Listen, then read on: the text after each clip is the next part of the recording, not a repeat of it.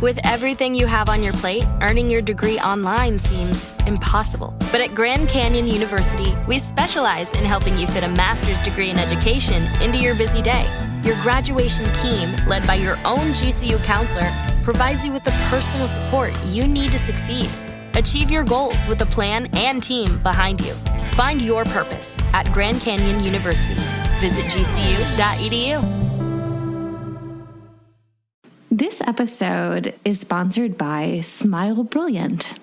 If you're like me, Catherine, you're a bit overwhelmed by all of the teeth whitening products on the market, and our sponsor, Smile Brilliant, has provided us with some very interesting facts that we would like to pass on to you. Fact number 1. Teeth whitening doesn't whiten your teeth. It removes stains and restores the tooth to its natural color, which might vary per person, but for most it's an off-white or a slightly yellowish undertone. Fact 2. Teeth whitening does not damage teeth, but it does temporarily dehydrate. When dehydrated, the pores in the enamel are open and exposed. Open pores invite acids and sugars, which, as we all know, lead to tooth decay. Avoid or minimize acidic and sugary substances for at least 24 hours after whitening. Also, avoid staining substances, as the teeth are more susceptible to restaining during this period. Fact 3. Tooth sensitivity is the result of tooth dehydration. When the pores of the enamel are open, the teeth become dehydrated, exposing nerves to the elements. As the tooth rehydrates, the sensitivity dissipates. To accelerate the rehydration and curb sensitivity, use a post-whitening application known as remineralization or desensitizing gel. Fact 4. Caps and veneers cannot be whitened because they do not have pores for the stains to latch onto. So prior to having dental work, you should whiten your teeth, restoring them to their natural color, as the dentist will be color matching to your current shade. Fact 5. The key to teeth whitening is the delivery device. So long as a whitening product is a peroxide-based whitener, it will remove the stains. What differentiates one product from the other is the device that holds the whitening agent to the tooth without interruption. Whitening strips neglect the crevices and molars, and they slide on your teeth. Saliva floods the generic trays because they are bulky and they do not create a seal. And you likely did not know this, but LED lights are novelty items that add no benefit. You need a high-output UV light found only at the dentist. Don't fall for the gimmick. If you insist on a light that doesn't work, get one on Amazon for under $5.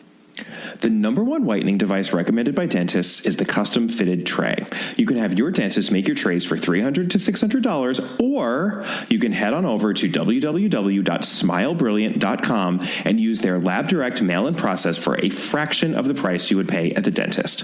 Oh, and if you grind your teeth at night, you can also purchase Smile Brilliant's custom-fitted night guards. Once again, for a fraction of the price the dentists charge.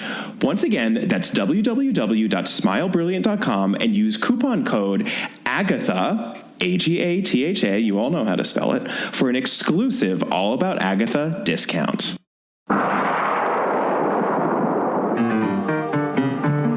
Welcome to All About Agatha, the podcast dedicated to reading and ranking every single mystery novel written by the Queen of Crime, Dame Agatha Christie. I'm Catherine Brobeck. I'm Kemper Donovan.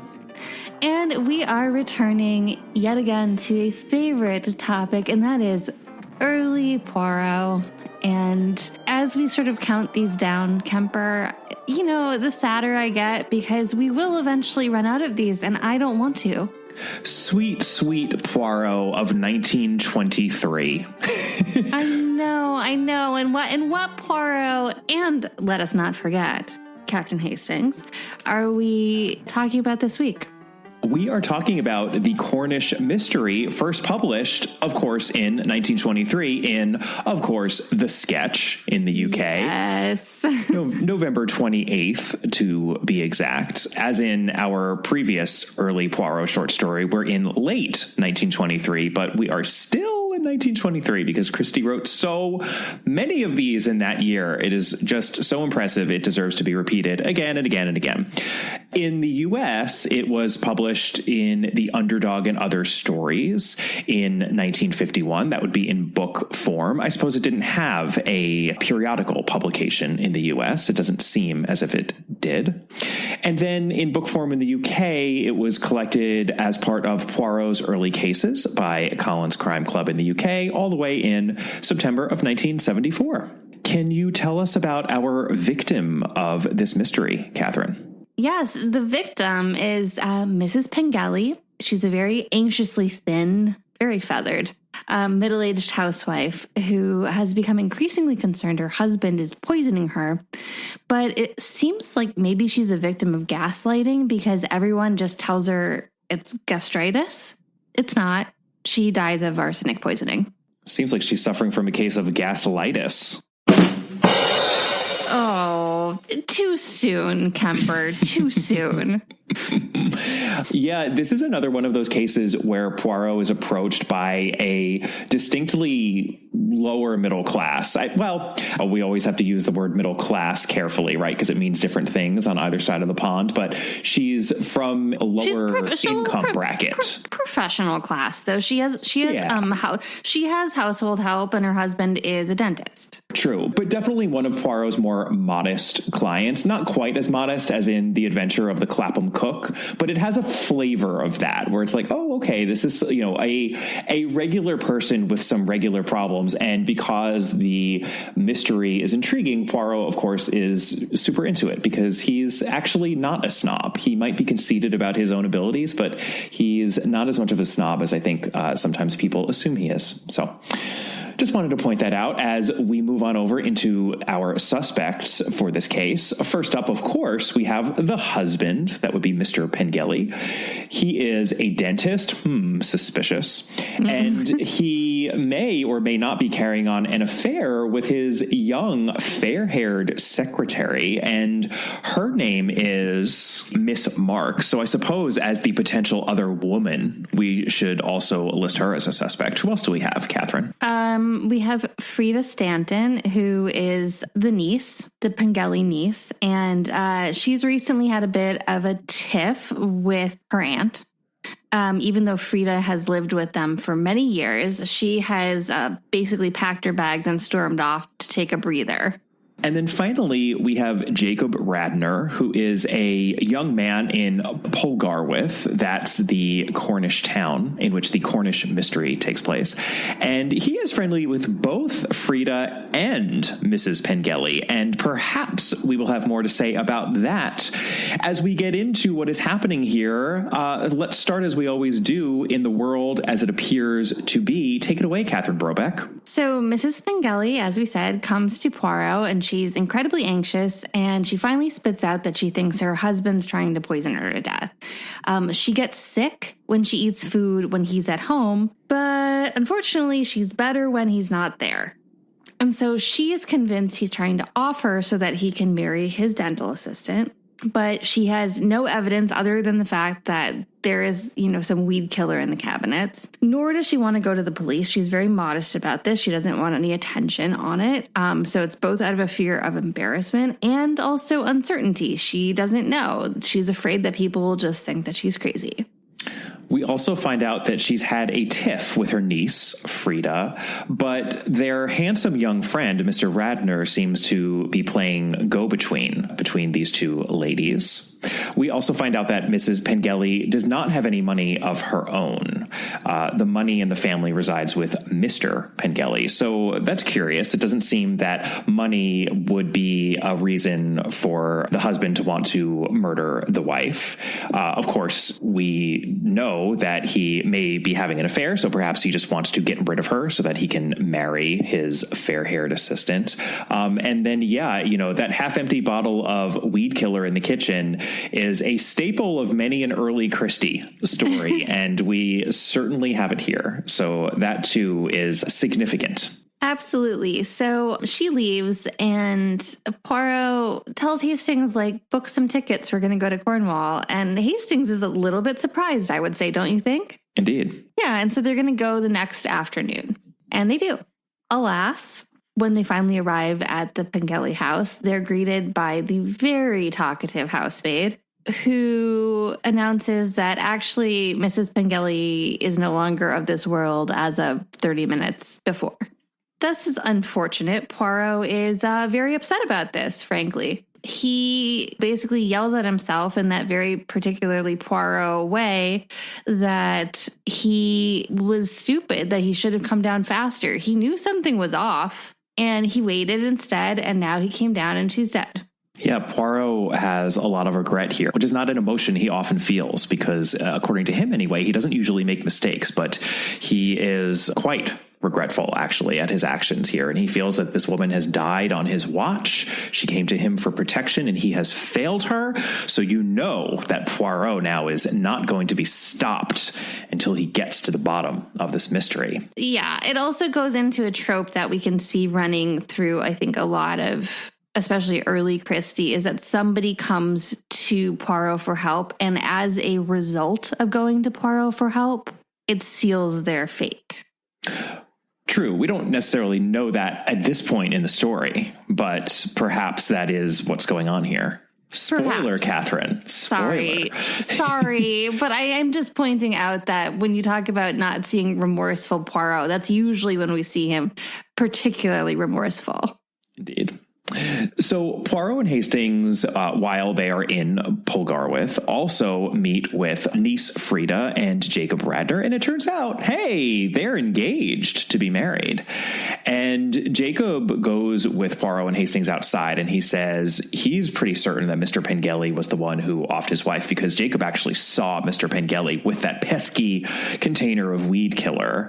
And Poirot and Hastings also find out during these interviews with the two of them that Mrs. Pengelly was somewhat awkwardly obsessed with Jacob, even though Jacob obviously has been involved with Frida. They're engaged now, and they had been carrying on a courtship for quite some time. And also, they're both under 30, and Mrs. Pengelly is not a spring chicken. No, she's about 50-something. So this was definitely an older woman, younger man sort of an attraction. And that is met with much shock and consternation, I think, from Hastings. And I don't think any of us are surprised about that. And it leads to one of, for me, the highlights, although you might want to call it a low light, of the story. And it is certainly a passage that I underlined. This is Poirot speaking. And he's sort of schooling Hastings on the ladies, as he does from time to time. In the autumn of a woman's life, there comes always one mad moment when she longs for romance, for adventure, before it is too late. It comes none the less surely to a woman because she is the wife of a respectable dentist in a country town. I just underlined that and wrote, wow. Yeah, I mean, Hastings. Well, Hastings, but also Poirot. I mean, Hastings, I'm rolling my eyes at him for being shocked, and then I'm rolling my eyes at Poirot because in that explanation, there's this sense of, there's this phenomenon that happens when the ladies get old, where they actually feel some attraction for younger men, and I know it's super weird, but it happens, so just FYI, Hastings, this is actually a thing that happens. And it's like, there are just layers here of cultural biases and all sorts of interesting viewpoints happening here, both from Hastings and Poirot, and perhaps Christie writing this, and the time in which she was writing. And as always, it's just an interesting time reading a Christie story because they're about humans, of course. But I mean, also there is like a weird sort of, let's just say it's not exactly a feminist leaning here. But I mean, you also see it when they visit the town doctor, because he's just indignant about it and basically just says that, his recently, as in very recently, deceased patient was basically a silly woman and it's gastritis. And why would she go to Poirot? And this is like insane. And all I could think was, welcome to women's healthcare even today, folks. I mean, there's a lot of men speaking for and on behalf of women in this story, and that very much includes Poirot, for better or worse. And to give Poirot and Christie credit, toward the end of the story, I think actually for better. But along the way, without question for worse. And, that excerpt that I read out is one of those moments.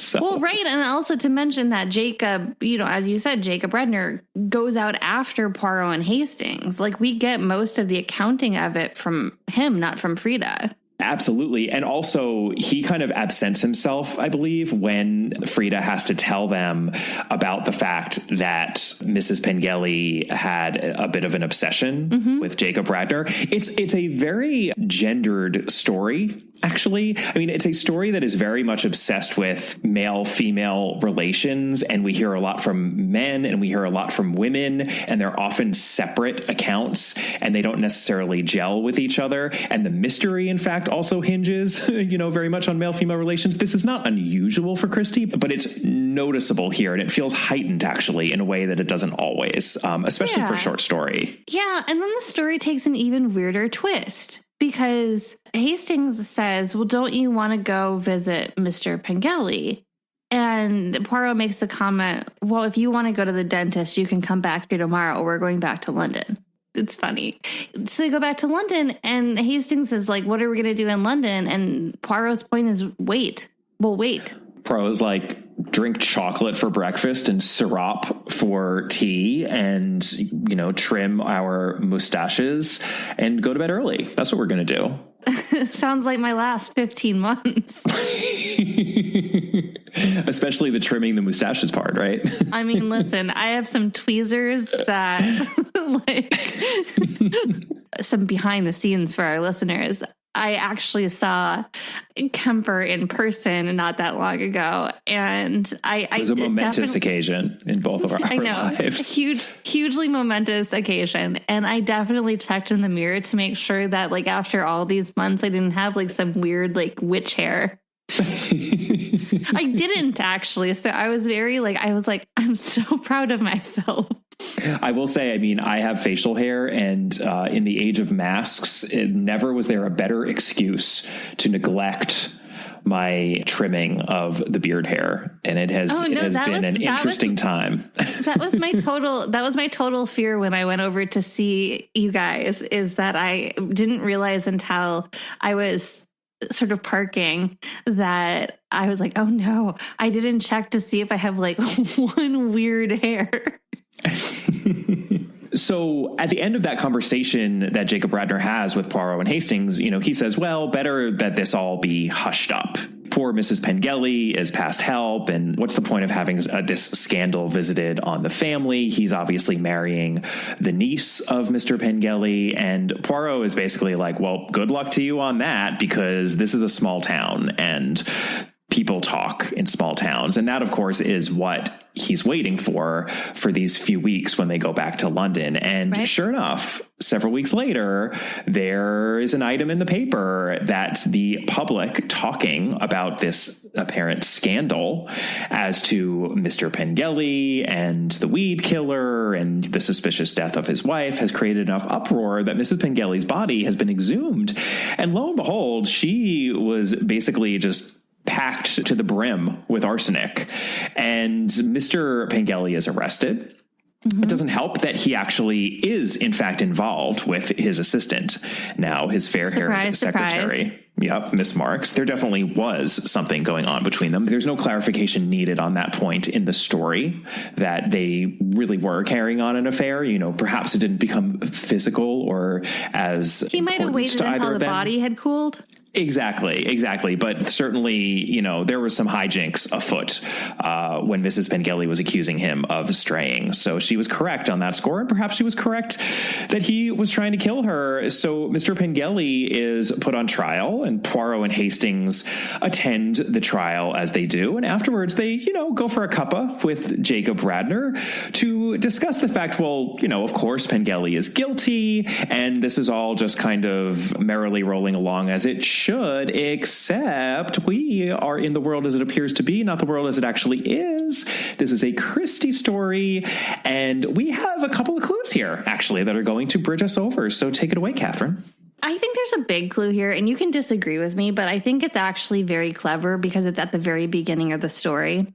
Because Hastings notes up front that Mrs. Pengelly's visit was rather odd. And so Poirot and Hastings discuss it, especially the fact that Poirot wants to take on this case, because why would she come to them rather than the police if she thought she were being poisoned? If she doesn't want her husband caught, that wouldn't make sense because she's going to the most famous private detective in England. And so, well, okay, what's the alternative to that? Well, what if she does want him caught? Okay, well, that's another interesting turn. Why would that be? What is her actual reason to go to Poirot? Because it just doesn't make sense if she was that scared, why she would go to him and not go immediately to the police. I totally agree with you that this is the main clue, and it's an extremely clever clue. I actually it's really good. There's a line from Mrs. Pengelly on the second page that I underlined because it seems like we're in such standard Christie territory. She says, anything's better than this wearing uncertainty. And of course, Christie often talks about, the fact that the innocent don't deserve to exist with a cloud hanging over them, and everyone needs the certainty of knowing who did it so that the innocent can go free. But what Christie's doing here is actually turning that notion on its head. And it is really clever because all of the pieces to get ourselves through this clue are really given to us in that consultation with Mrs. Pengelly, as you just laid out, because it's true.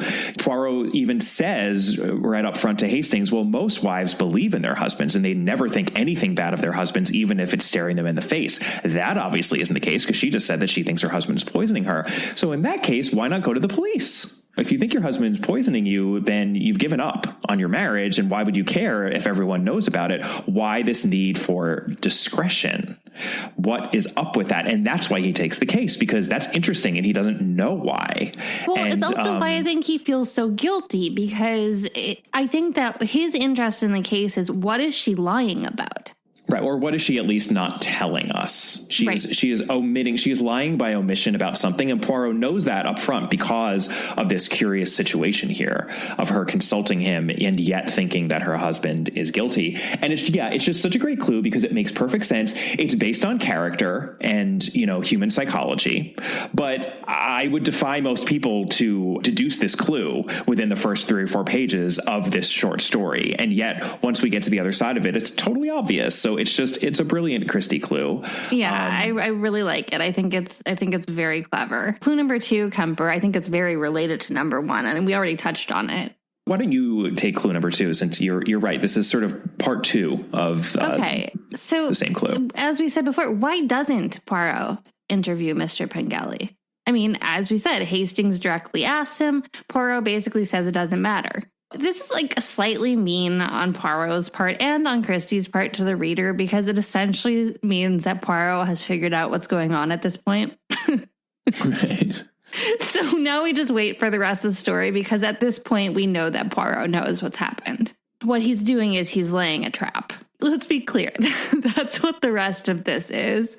But what we know from him not doing it is that there are 2 options. Either he's certain Mr. Pengelly's guilty, which does not appear to be the case, or he is certain that Mr. Pengelly is not guilty.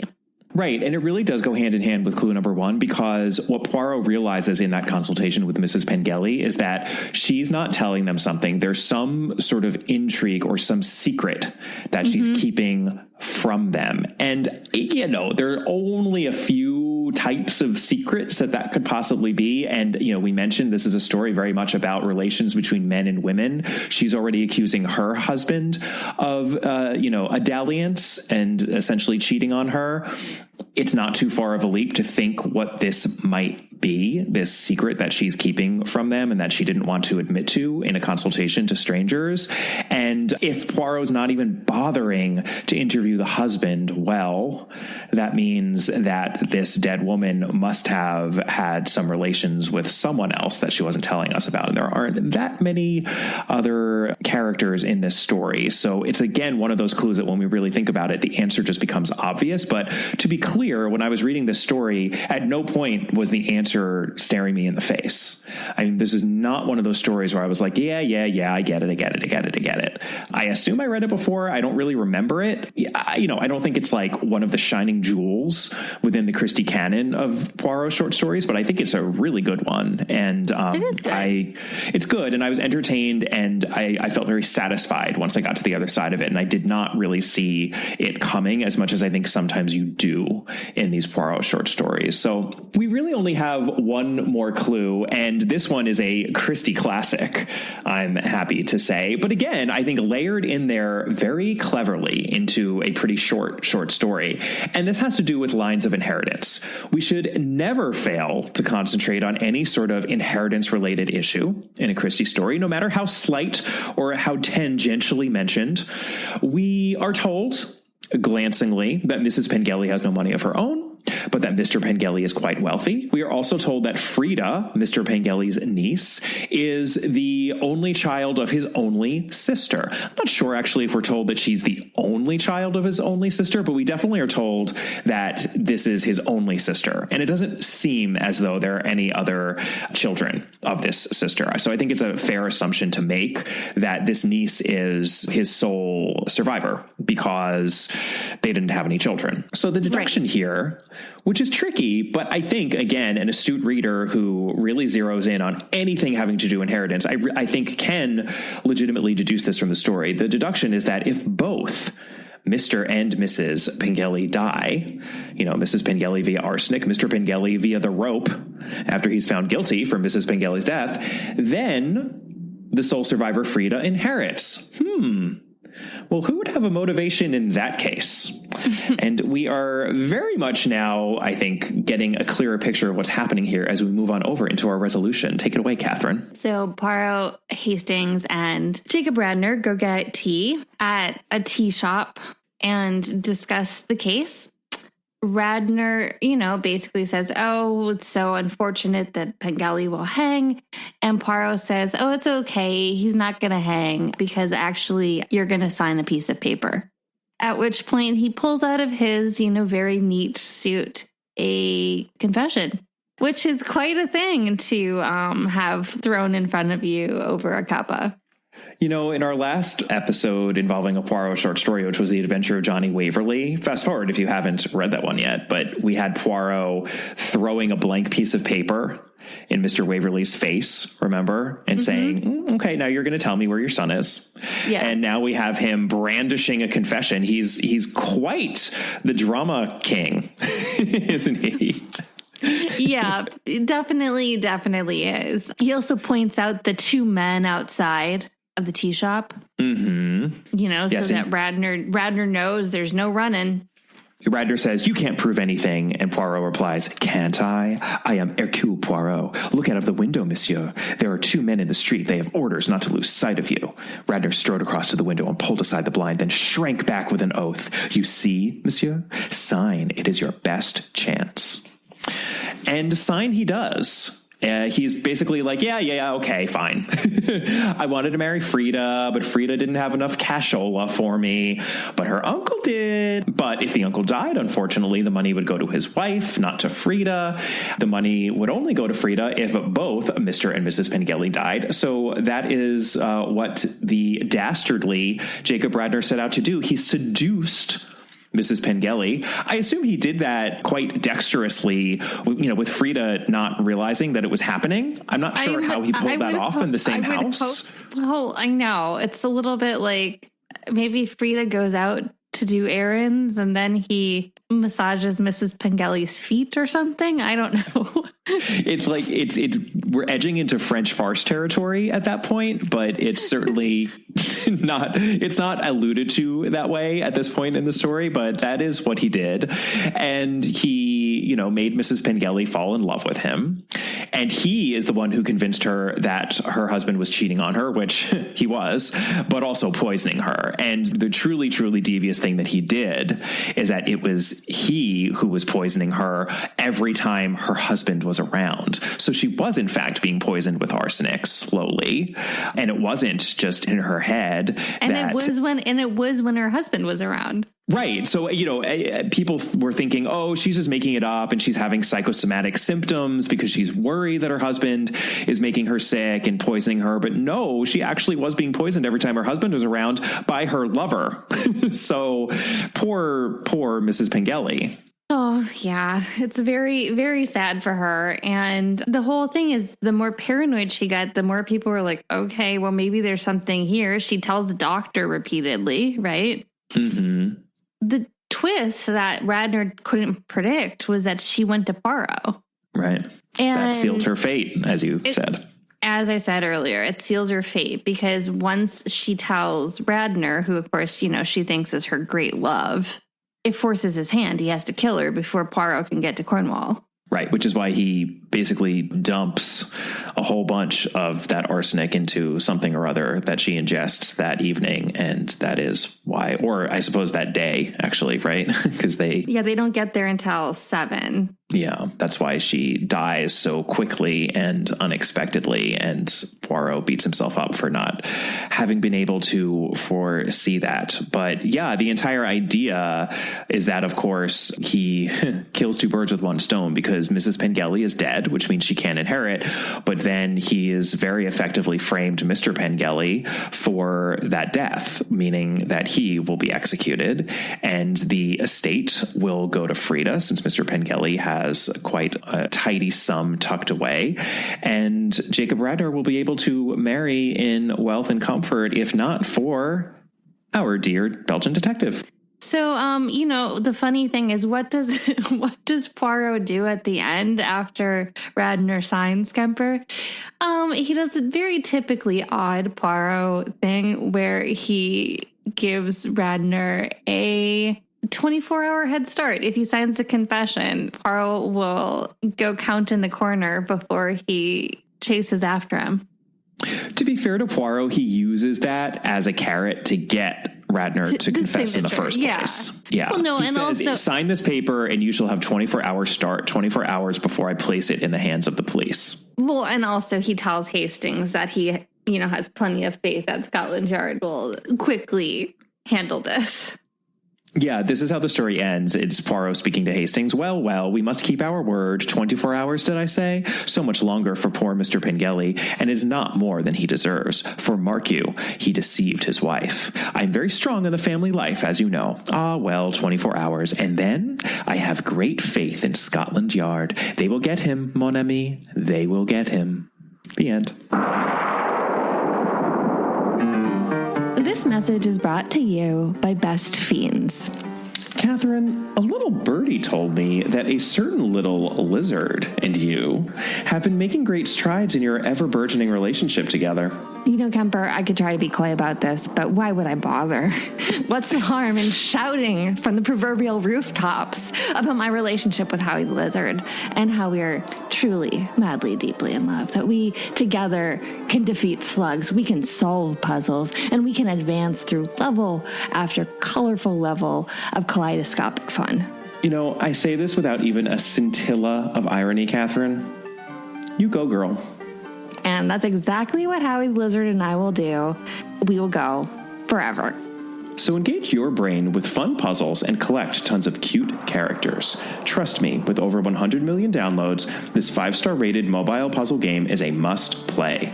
Download Best Fiends free on the Apple App Store or Google Play. That's friends without the R. Best Fiends.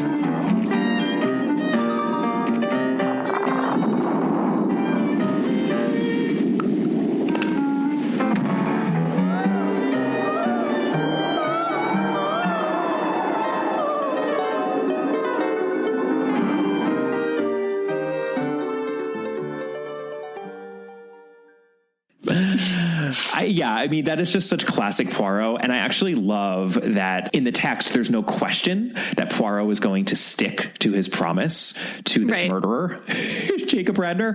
But in the adaptation, it is much fuzzier. And we may as well transition into a discussion of the adaptation of this story, which, of course, was produced as part of our delightful Suchet series. What was the season series in which it appeared, Catherine?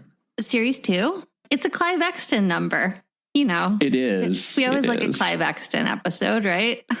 Yeah, I mean, this is another great early Suchet episode. So everyone is young and there's a lot of fun to be had.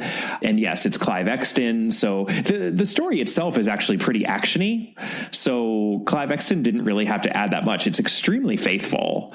Very, very close to the text itself. Yeah, very close to the text. We get a lot of really funny moments. Hastings has to define the word hussy for Poirot at one point. What is this hussy, Hastings? It means the sort of girl who's sort of no better than she ought to be, kind of thing. No better than... That's it. And it's really awkward and kind of adorable because he doesn't quite know what to say. And Poirot finally, gets it. With regards to the dental assistant. Right. She's described as fair-haired in the story. She is a peroxide bottle blonde here. I mean, she looks like Jean Harlow. Yeah, we get like an entree point with Miss Lemon, which is really nice, right? Yeah, but still not enough. I found her finger curls to be extremely dark and prominent. Like, I don't think that they had quite figured out her finger curls yet. They're missing at the very beginning of the series, and then even in season 2, I was like, these look weird. There was something off about them. I couldn't quite put my finger on what it was, but it's like there was too much of them somehow or something. It was bizarre.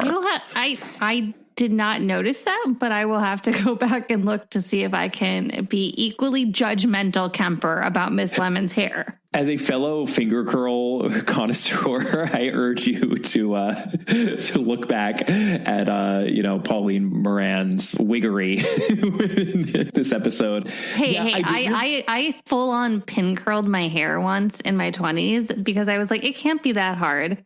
And let me just say, it was not a good call on my part. It's tricky. I have to imagine it's really, really tricky. They look fake here. I'm not sure whether or not they're part of Pauline Moran's real hair. I think she says in something, didn't she, that they glued them on? And you can tell here. I think they managed to make them look a little bit more natural, I think, as the series progressed. But they looked very fake to me in this episode in particular. But I did appreciate, and this is part of the slight recalibration that they do with the Hastings character, which I think is so effective. So just want to point it out. In the text, as we noted, Poirot is the one who thinks of the bluff having to do with the two men out the window. In the episode, it's Hastings who thinks of it. And there's a really nice moment at the end when Poirot is like, Hastings, those two men of yours, who are they? I haven't the foggiest idea. I just noticed them standing there when we came in. But that is sheer brilliance. Oh, well. It's just a really nice moment, and it's small, and Hastings is still a buffoon throughout this episode. I mean, he's still shocked and horrified at the notion that Mrs. Pengelly had any sort of feelings for the younger Jacob Radnor, for example, and he's still as much of a doofus as he always is, but they give him these little moments that just really serve to elevate his intelligence slightly, and it just does a lot, I think, to maintain the close relationship between these two that they have in the series as opposed to the text, actually. Yeah, I agree. I don't know that Hastings is necessarily made out to be a buffoon in the text. He's just always very in his own world. Okay, all right, fine. I'm being generous. Okay, well, I mean, my massive degree of affection for Hastings probably has blinded me in this regard. I'm being simplistic. He has layers in the text just as he has layers in the series, in the adaptations. But I think that they err on the side of giving him just a soupçon more intelligence in the series. And I appreciate it because I think that they do it sparingly but judiciously. And it just really helps, as does, of course, Hugh Fraser playing the role. But it's still the Hastings on the page, but just the slightest, thinnest gloss to make him just that much more intelligent and with it. And really, Philip Jackson, we've talked about this before as well, but Philip Jackson does the same thing with Jap. Jap on the page is a crass opportunist, and we can still have a lot of affection for him. But Philip Jackson keeps all of that in his portrayal, but also gives him some savvy. And we actually see that in this very episode because, of course, Inspector Japp comes to Polgarwith, and he is the inspector who's just so thrilled that this is an open and shut case. And for once, things are totally simple and, you know, things are as they appear. Poor Japp, poor deluded Japp. And Poirot and Hastings, after they've blown this case wide open and know that the trial of Mr. Pengelly is about to be adjourned, they see Japp eating a Cornish pasty in the street. Well, there's Japp. I don't know what you're going to tell him. Nothing at all, Hastings. I hate to be the bearer of bad news. He will learn soon enough that his open and shut case has the broken hinges. Hey, Poirot, come and try one of these. He's just like chowing down and he's so happy. And Poirot is like, okay, let's get out of here before he finds out, because he is going to lose his mind. And he does. And he literally shakes his fist at Poirot in the street. The inspector says, can you come, please, sir? The trial's been adjourned. Adjourned? What for? Mr. Radnor's confessed, sir. Confessed? To the murder. He confessed to that French gent. In writing. Poirot!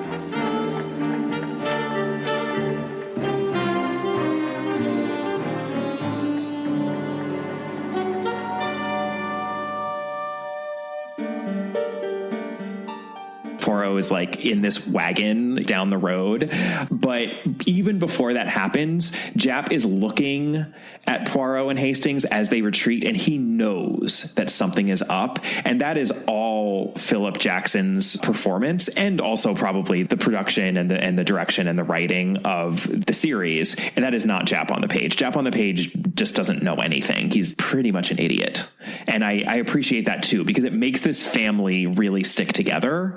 And, you know, and Pauline Moran also, right? I mean, we talk about that all the time, how she brings so much more to Miss Lemon than there is on the page. So it's just worth noting how much they really bring to these characters. Yeah, I would agree. I would disagree that Japp comes off as an idiot on the page. He comes off as a kind of a bureaucrat, to be honest. Which is funny that he's this guy. Oh yeah, okay. Don't do that. Don't do that noise again. I don't totally agree with you.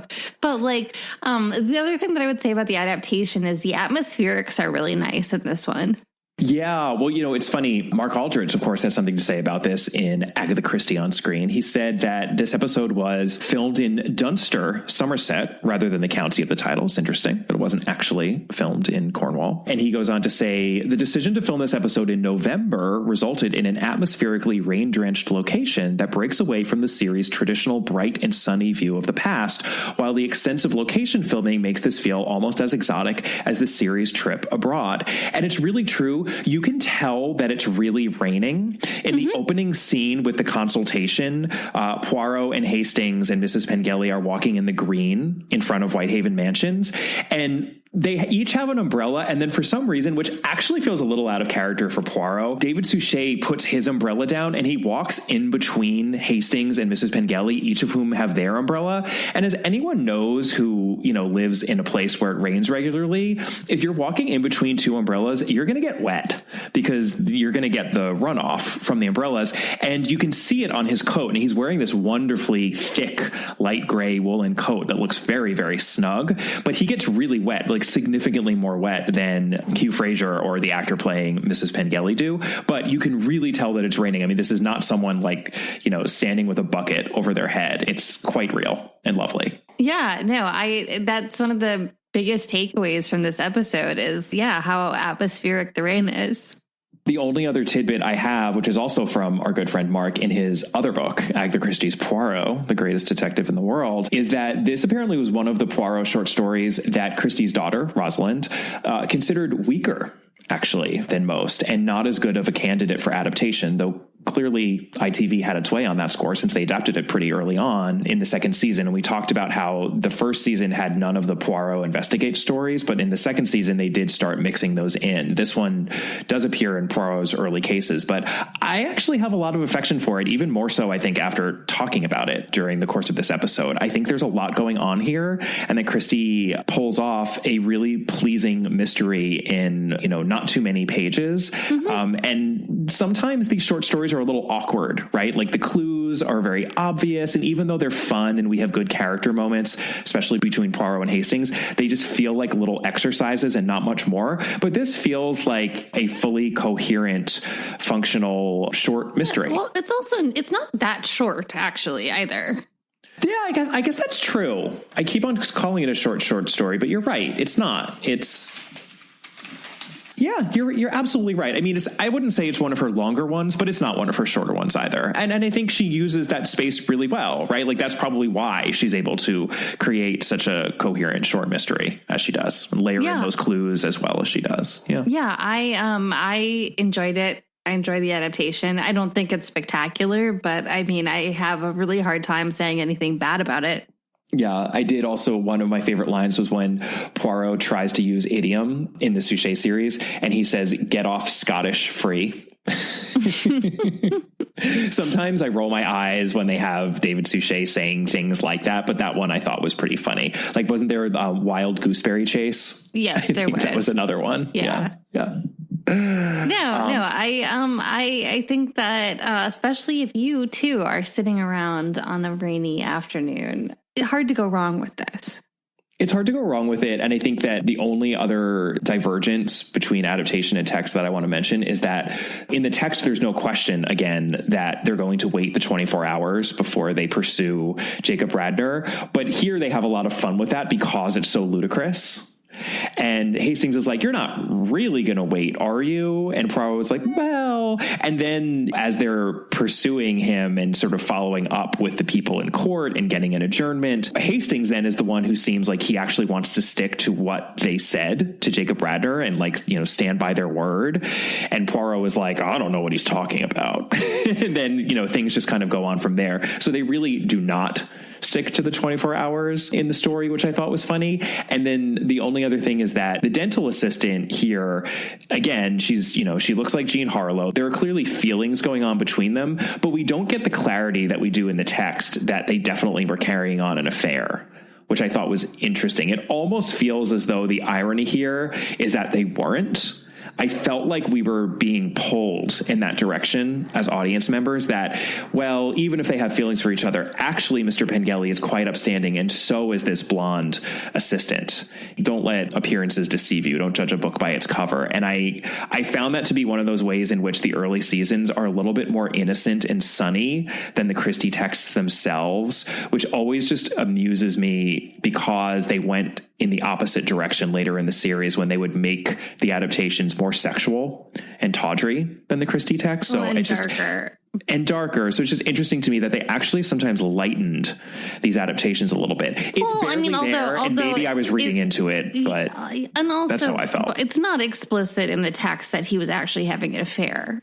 It's not explicit, but the fact that they get engaged, don't they? Yeah, they do. But after, it's several months later, right? Yeah, I think, doesn't Poirot say though? I thought he says. Well, that's why he doesn't mind letting him just sit in a jail cell at the end. That's the implication, is that he was. Right. In the passage that I read, he says he deceived his wife. Yes. So, Poirot is always right, I suppose. So I think we're supposed to believe that. Having not spoken to the man, but yeah. Yeah, right. Exactly.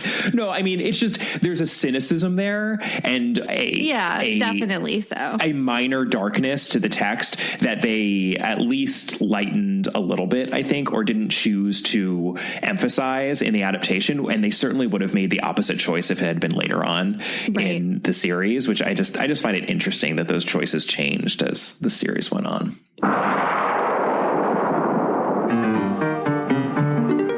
That is the Cornish mystery. I kind of want to eat a Cornish pasty right now after having mentioned that Jap was gnawing on one in that adaptation. I find it to be an extremely pleasing food stuff. It's like an inside-out pie. Most people, what's not to love? Who doesn't like a hand meat pie? Exactly. Your hands don't get messy, and yet, you're able to eat all sorts of warm, gooey goodness. It's genius. Join us next time for a novel episode. We are very excited that we will be covering a Poirot. Right, Catherine? We're covering Third Girl. That will be next time. And in the meantime, you could always, if you want more content from us, go on over to our Patreon page. We're at www.patreon.com/allaboutagatha. That's Patreon. You could also email us at allaboutthedame@gmail.com. You can find us on Twitter at All About the Dame. You can find Catherine on Twitter at Brobcat. Our Instagram handle is at All About Agatha. And if you haven't yet done so, please give us a rating or a review. It really helps us out. We'd love to hear from you. And we'll see you next time. Bye. Bye.